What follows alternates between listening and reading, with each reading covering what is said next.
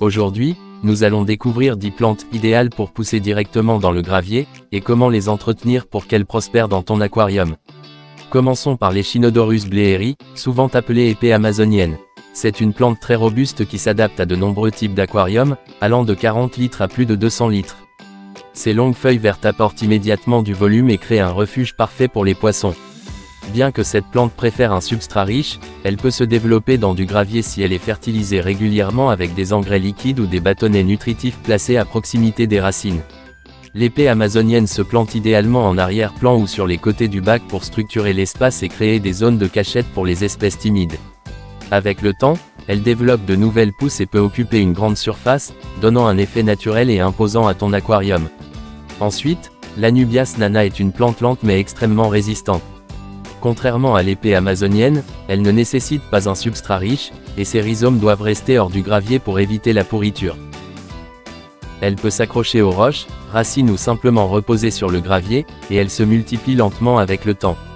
Sa tolérance à la faible luminosité en fait une plante idéale pour les bacs où l'éclairage n'est pas intense. L'Anubias nana offre une verdure dense et persistante, ce qui est parfait pour créer des points focaux et du relief dans ton aquarium.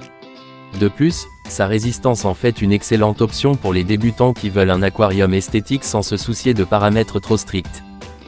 La Cryptocoryne wendtii est une autre plante qui se plaît dans le gravier. Très populaire chez les aquariophiles, elle se distingue par la diversité de ses couleurs. Certaines variétés présentent des teintes vertes, brun rouge ou même bronze selon l'intensité lumineuse. Elle est idéale pour créer des zones intermédiaires entre les plantes de fond et celles de premier plan. La Cryptocoryne wendtii peut sembler fragile au début car elle peut subir un phénomène appelé crypt melt où ses feuilles fondent après la transplantation.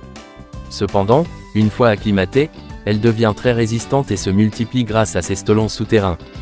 Pour ceux qui veulent un bac structuré, planter plusieurs cryptocorynes ensemble crée un effet très naturel et esthétique, tout en fournissant des cachettes pour les petits poissons et crevettes. La Vallisneria spiralis est une plante à longues feuilles rubanées qui apporte une dimension verticale au bac.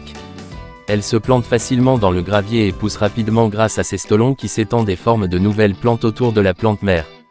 La Vallisneria est idéale pour créer des arrière-plans denses et des rideaux végétaux qui apportent un sentiment de profondeur. Elle est également très utile pour les poissons timides, qui utilisent ses longues feuilles comme abri. Sa croissance rapide permet aussi de réguler les nutriments en absorbant une partie des nitrates, contribuant ainsi à la stabilité de ton aquarium. Le Hygrophila polysperma est une plante extrêmement versatile. Elle pousse rapidement et tolère une large gamme de paramètres de l'eau, ce qui la rend idéale pour les débutants. Elle peut se planter dans le gravier sans problème et se développe rapidement, créant des tiges denses qui peuvent être taillées régulièrement pour contrôler sa hauteur et son volume. Sa croissance rapide et son feuillage vert vif ajoutent une touche de dynamisme au bac. Le Hygrophila polysperma joue également un rôle écologique en absorbant les excès de nutriments et en offrant un refuge pour les alevins. L'Aponogeton crispus est une plante qui apporte un charme particulier grâce à ses feuilles ondulées. Elle se plante facilement dans le gravier et apprécie les engrais liquides pour se développer pleinement. Son cycle de croissance naturelle, avec des périodes où les feuilles peuvent mourir et repousser, ajoute un aspect vivant et authentique à ton aquarium. Elle est parfaite pour créer des zones centrales d'un bac, en contrastant avec des plantes plus basses et en donnant de la texture à l'ensemble. Cette plante est également utile pour maintenir une bonne oxygénation grâce à ses larges feuilles qui augmentent la surface de contact avec l'eau. La Sagittaria subulata est une plante compacte et très décorative qui s'utilise principalement au premier plan. Ses feuilles fines et droites forment un tapis végétal dense qui imite parfaitement les zones herbeuses naturelles.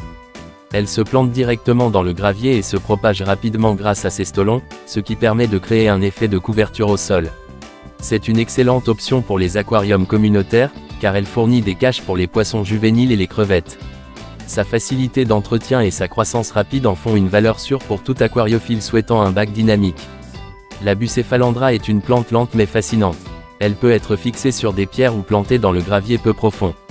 Très résistante, elle tolère la faible lumière et les variations de paramètres de l'eau, ce qui la rend parfaite pour les bacs plantés complexes.